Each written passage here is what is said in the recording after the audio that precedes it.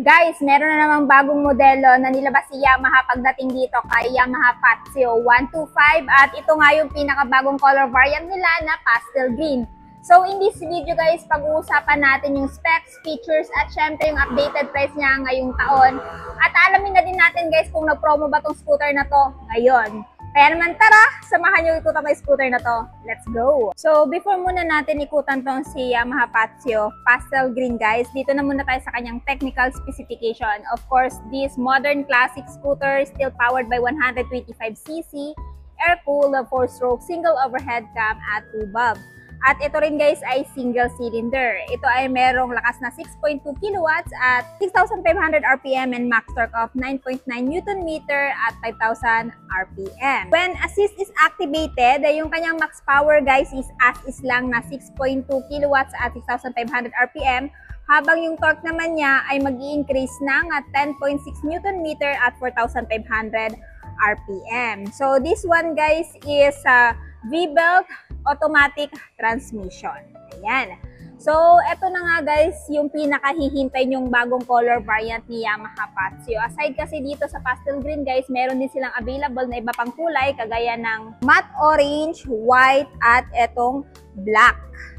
Personal guys, yung color variant niya, mahalin tulad mo talaga sa avocado. Napaka-minimalist, cute, pastel yung kanyang kulay. So, sa mga mahilig yan sa ganitong kulay or color variant guys, no, bagay na bagay ito sa inyo. At the same time, bago na din yung kanyang graphic design pagdating sa kanyang decals guys.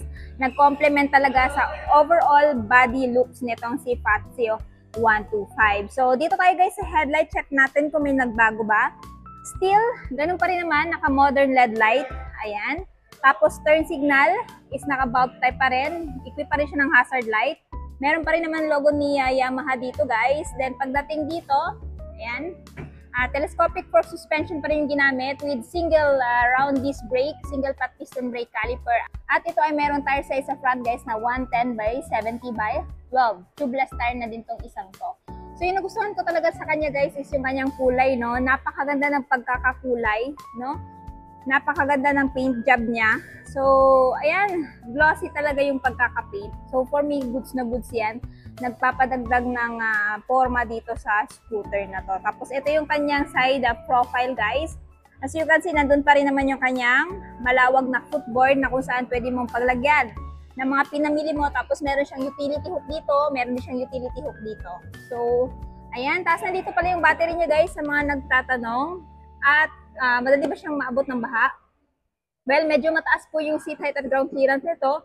Hindi po siya madaling maabot ng baha. At the same time, protektado po itong battery niya. Dahil syempre, well-engineered naman tong mga motor ni Yamaha. No? So, dito tayo guys sa kanyang dashboard. So, fully digital instrument panel pa rin naman. Ayan, inverted yung kulay. Instead na puti yung background, black. Ayan, or dark navy blue. Tapos yung information meron dito guys, kagaya ng speedometer. Ayan. Tapos yung fuel gauge, odometer.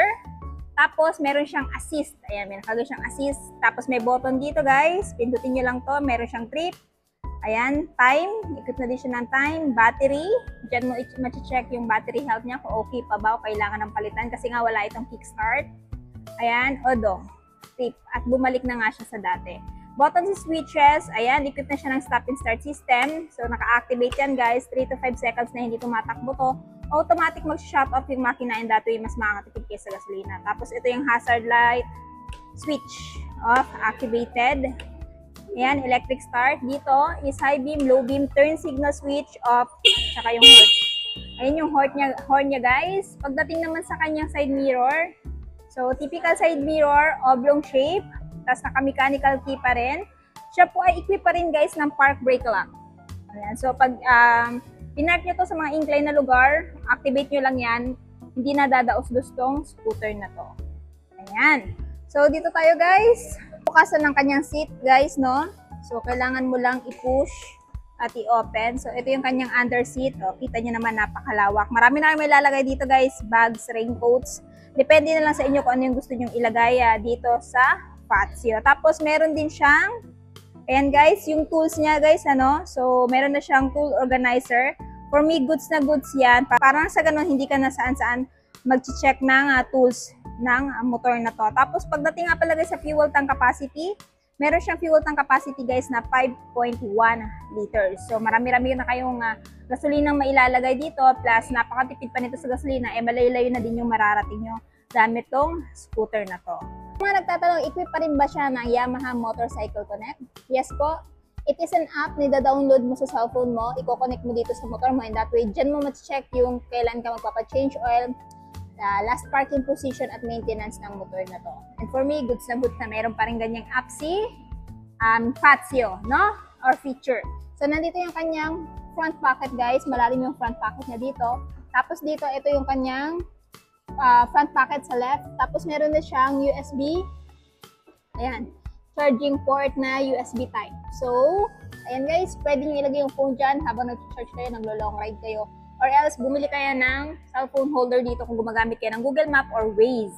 Lalagay ko na lang dyan, sa gilid, itatag ko na lang yung anong ginagamit kong cellphone holder na napaka-dekalidad pero mura, no? Ayan, tapos sa seat cushion guys, naka two-tone. Leather type dito is naka-wrap, naka-stitches na din. Gawa talaga siya sa premium quality materials. Grab bar, typical na grab bar guys. Napakaganda ng pagkakamount, matte black yung kulay. At ipapakita ko sa inyo guys yung kanyang taillight kung gaano kaangas. O diba? Napakaangas ng taillight niya guys. Minimalist yung feels. Pero yan guys is bulb type pa rin. O diba? Modern siya pero classic. Plate holder, reflector for added visibility during your night ride. Yung tambucho niya guys, meron pa rin pang cover para hindi mapasok ang angkas mo or ikaw. Ito yung air cooling system niya, still air cooled pa rin. Tapos, ang brand pala ng tire niya guys is Maxxis. Basta Maxxis may gawa, di kalidad din, hindi basta-basta mapupudpod. Tire size naman is 110 by 70 by 12, drum brake pa rin. Tapos, pagdating sa kanyang suspension guys, ayan, monoshock pa rin yung gamit. Ayan. So, nandito yung kanyang air filter, yung CVT niya nandito. Equip pa rin ng, ayan, center stand. Yung side stand guys, may side stand kill switch. So, pag nakababa yan, automatic mag-shut off yung makina. Tapos, ito yung foot peg ng angkas, naka-alloy na din. At syempre, yung kanyang decals. O, diba? Pagdating sa decals guys, pang summer yung kanyang, atake, no? Para siyang may wave dito, ayan. Diba? Maganda to guys kung halimbawa mahilig kayo sa mga ganitong klaseng scooter na may pagka minimalist pero classic. Ayan. O, diba? Nice. So, itong scooter na to guys, ideal din to pang araw-araw, pang pasok sa trabaho, sa negosyo. Pwede din nga to pang long ride. Air cooling system is subuko na kahit air cool yan, hindi naman basta-basta mag-overheat itong makina ni Yamaha. Dahil alam naman natin guys, basta si Yamaha ang may gawa, di kalidad. So ngayon guys, i-check natin yung seat height kung abot nyo ba.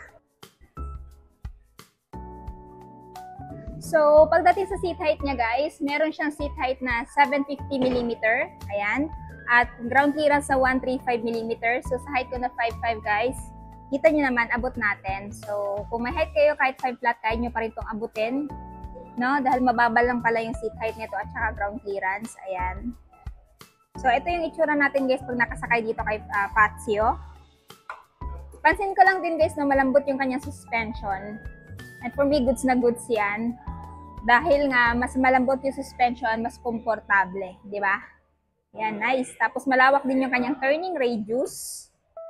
And goods for me. Guys, kung interested kayo dito kay Yamaha Fazio Pastel Green, ito ngayon ay may updated price dito sa Yamaha Bike Link Tagum na 93,900 spot cash. Pero gusto nyo hulugan, down payment is 7,000 at monthly sa 3 years na 4,400 at rebate na 200. Ayan. So, kung interested kayo dito guys, pumunta na kayo dito ngayon dahil meron silang 4 na color variant na available. So, ayun na nga guys, natapos na nga natin ikutan itong pinakabagong Yamaha Fazio. Ano yung masasabi niyo sa scooter na to?